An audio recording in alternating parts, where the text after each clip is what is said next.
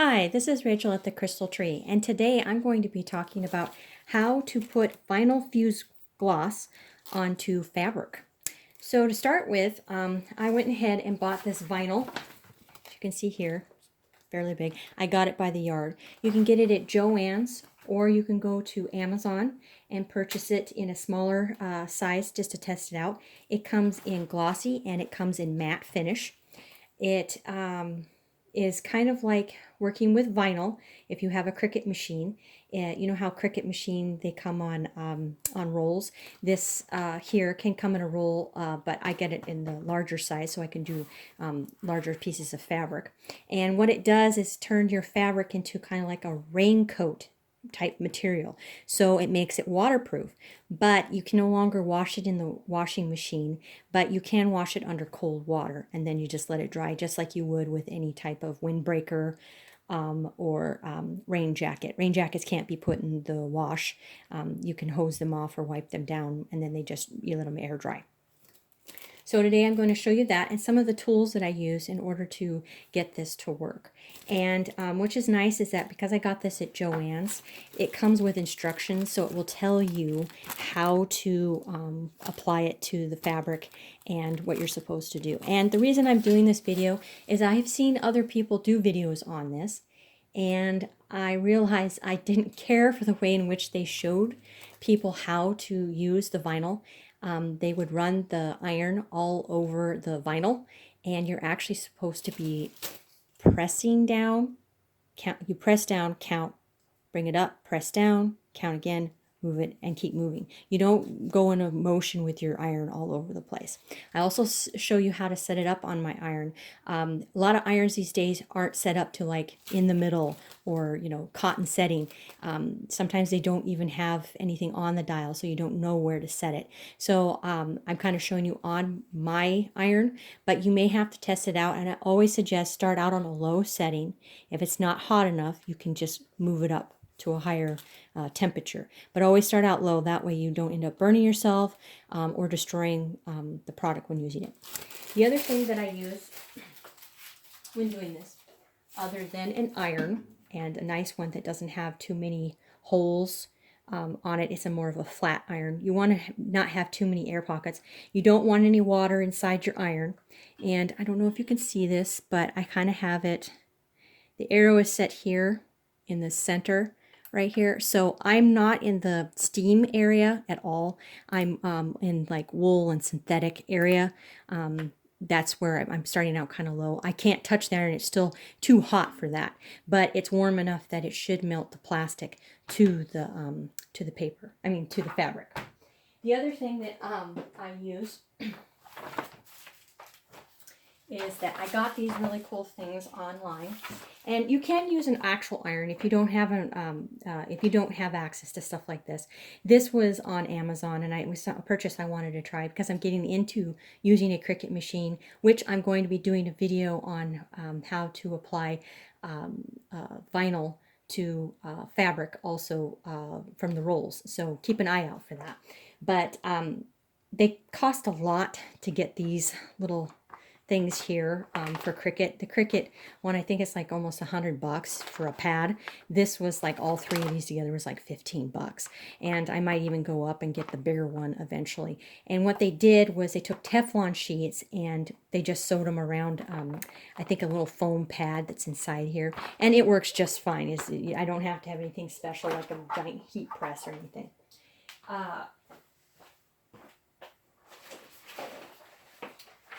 Another product I'm going to talk about with you guys is that this was a vinyl Teflon sheet that was sewn onto, like I said, foam. And you can also purchase Teflon sheets as well. Now there's different types of Teflon sheets, and I'm going to talk about those, and I might do a video just by itself on the Teflon sheet, so I'm just going to barely touch on this. But here is a Teflon sheet. See how shiny that is?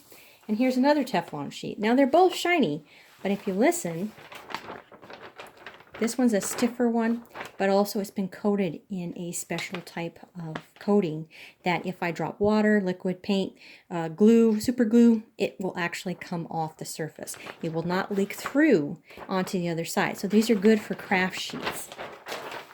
These ones, on the other hand, you can use these for pressing your t-shirts, and you've seen them, you know, attached to the press machines, and when people, you know, use the different types of vinyl rolls from Cricut. This Teflon sheet, I thought when I ordered it, was actually these. So it took a while for me to hunt this down. You have to pay really close attention to the ad when they're going ahead and talking about the difference in Teflon sheets. You always want to look for that waterproof. It doesn't matter if they show you a picture of it, you got to make sure. Because I went ahead and I had purchased these first, and this wasn't going to work because I also use these as a craft sheet. So a craft sheet, sorry if I sound like I'm cussing. But I like to put my liquids and stuff on here. So with this, I feel that it's only going to be used for pressing with fabric and stuff. And it does help with stickiness a little bit, but like if I put paint on this or alcohol ink, it will just leak through. It will roll all over the place, but this is not a craft sheet. So I will talk more about that in another video later on if you guys are interested in listening about that.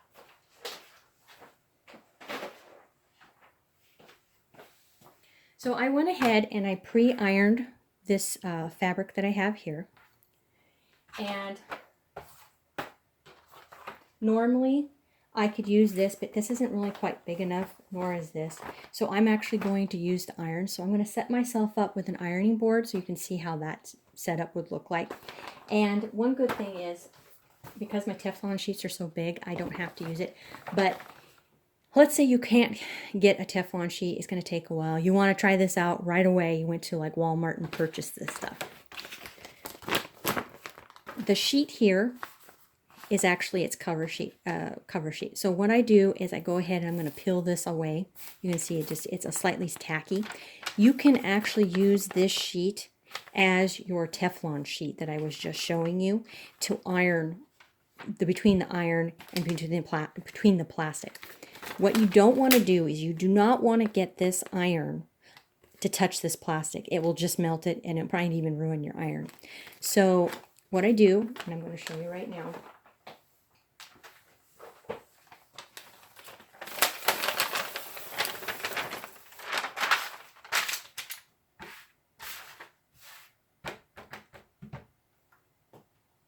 You want to get stuff like that off the surface because you don't want anything on it. Like I said before, pre-iron it. This is slightly wet still, but it shouldn't affect it because what I'm planning on using this is to go inside. So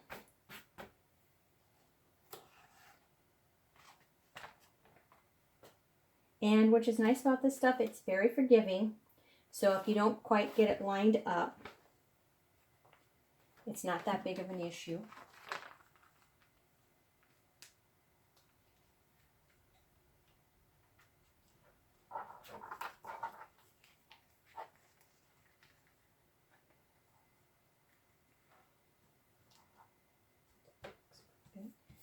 And you want to work out.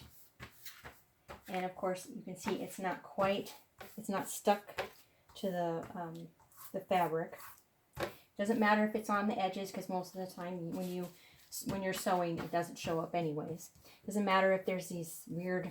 Now you do want to look for that too. You know, I don't know here. I'm going to see if I can bring it up, but I don't want it because the stickiness isn't really the best. Depends on the fabric you're using, but you can see that there's this. Sometimes that goes away, sometimes it doesn't, but on this particular piece, I'm just making it for a friend, and it's going inside inside of a bag, so they're not going to see that anyways, so it really doesn't matter. So I'm going to show you the next part on how to make sure this sticks to the fabric.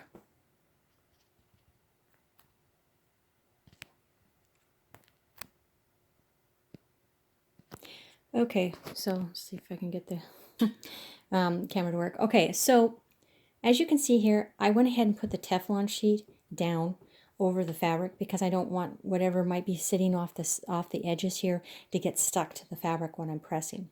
I'm also going to use another Teflon sheet over the top. Now, like I said before, you can use the carrier sheet. Now, there's two different sides. There's this side, which I think you can kind of tell it's shiny, and then this other side that's more dull. It's more paper-like. The shiny side is the sticky side that had eventually been on there. So what you would do is you flip it over, you put it over the top, and you can start doing your pressing. Okay? Now, I'm going to use the Teflon sheet. I could use this, and I have in the past, but because I have the Teflon sheet, it covers the whole thing nicely. Now, you can see my iron is kind of on the, and it doesn't quite cover at the end over here. But you can see that my ironing board is a tabletop one, so it's not quite wide enough, and I have some of the fabric hanging down below. That is perfectly okay because you have to overlap slightly, and you also have to check. So I have my iron set, and I'm going to go ahead, and I can see that I used the other side last time. So I'm going to flip this over so that I don't have any type of plastic showing.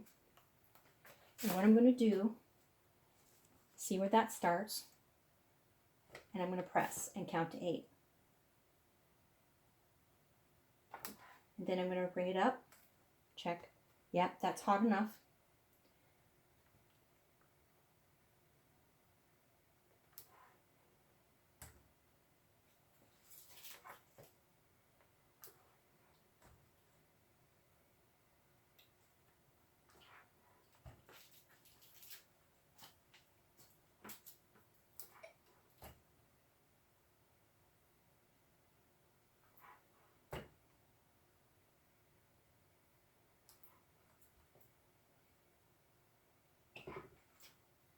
Move the carrier sheet. As you can see, it's already starting to kind of stick. And when that happens,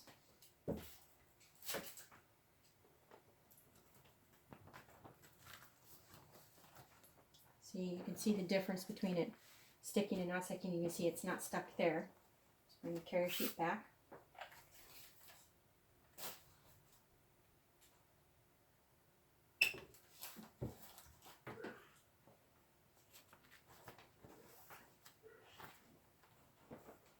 And then I'll bring it up, and I'll continue over to the side.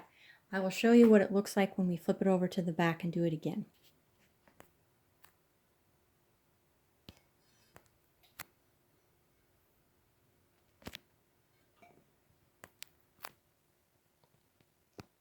So I wanted to show you the reason why I have this carrier sheet over here is because, like, when I got to the end, you can see here that it's stuck, and because this is a pressing sheet, it didn't stick to the fabric because this is meant to melt to the actual fabric.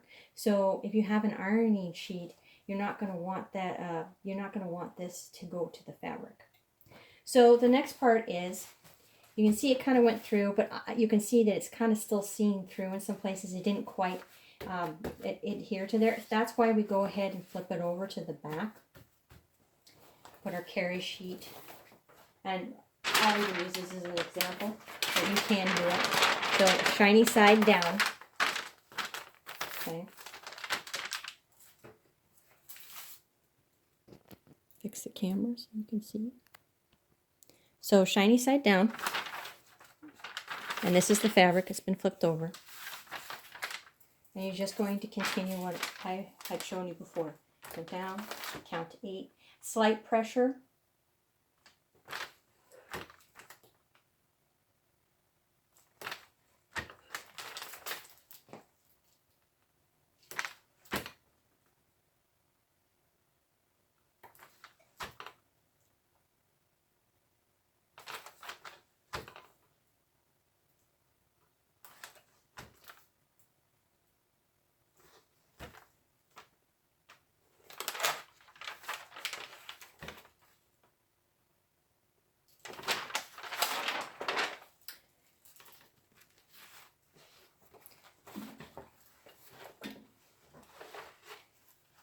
And I'm just moving it up so I can get this other section.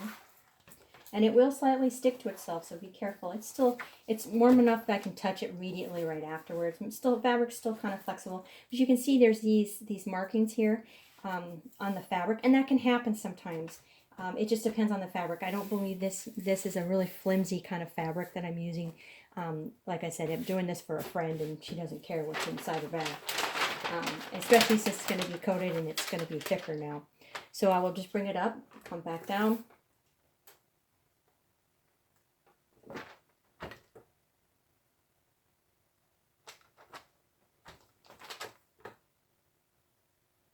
And the reason why I say go ahead and press it like this, because that's what the instructions say. They don't want you going all over the place like this, because that doesn't do it. Because you have to have concentrated heat, and that's why you have to have the pressure like you do. And it doesn't matter if you do the full 8. You can kind of round up, you know, like me having a conversation with you guys. It's pretty forgiving. It takes a while to really melt it and burn it. And sometimes you have to go over it more than once. And like I said, each iron is different in the way in which it handles heat. So I can't really give you an actual like setting to stick your iron to.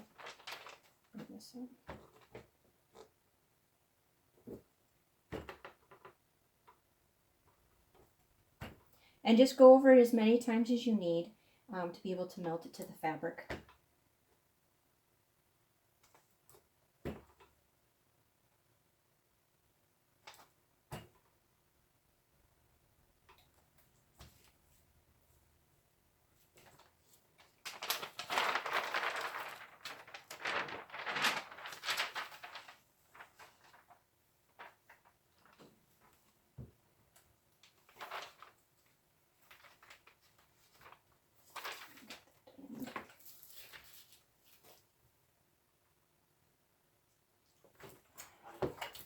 Now, here's a good example of the fact that there was some beading here. It's still going on.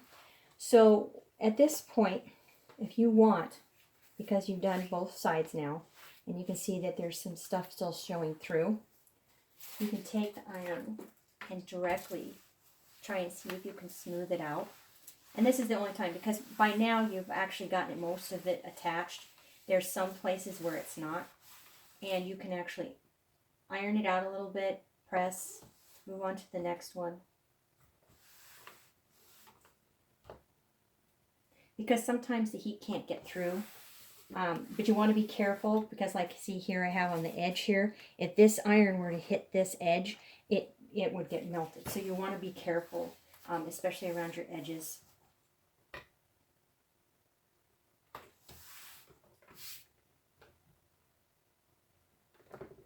As you can see, the lines are starting to kind of slowly go away. But you can see I'm still putting pressure. I'm just helping it to kind of smooth out a little bit, because if the plastic is old, depending on how long it's been sitting, sometimes it loses some of its stickiness. I believe once it's sewn, you don't have to worry about it as much. And I'm sharing this with you because other people do it, and I've made a couple bags with this, and reusable lunch bags, you know, cut down on cost of using Ziplocs all the time. So you can see here it's slowly starting to become flat. There's a little bit of bubbling right here.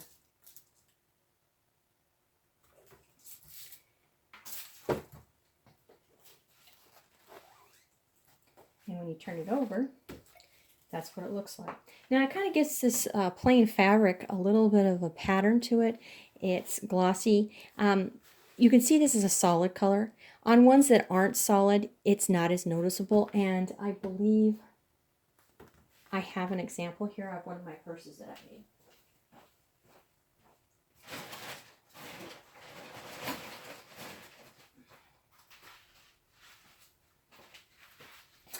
So you can see here, see how the plastic is on here. You can kind of see that the plastic had adhered to the bag, and but with this one, I went ahead and did it. You can see, you can't see it at all. This now was just normal fabric that I went ahead and sealed in this plastic, and I started selling these in my Etsy shop. I learned how to make these off of someone on YouTube. So, but I decided to put my own twist to it to make it more my own. But you can see that there is a difference between, you know, solid colors don't do as well, but something with a pattern, this ghosting, I would have to say, that you can see in here from the fabric. I don't know if I can get it in the light more. You can kind of see it here. See how it's like that? That's just the way it melted on there. You could iron it a couple more times to see if you can get it more solid, but when it comes to solid colors, it doesn't work as well. But on something with a pattern, works really well. Thank you for watching, and please like and subscribe.